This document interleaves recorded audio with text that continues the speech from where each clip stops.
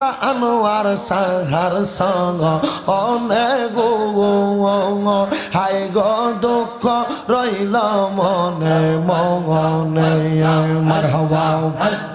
করলাম না তার চরণ সেবা সোয়ার চন্দনে আসলে মুর্শিদ লইয়া কোলে আমি ঘুরিতাম নগ অরে গো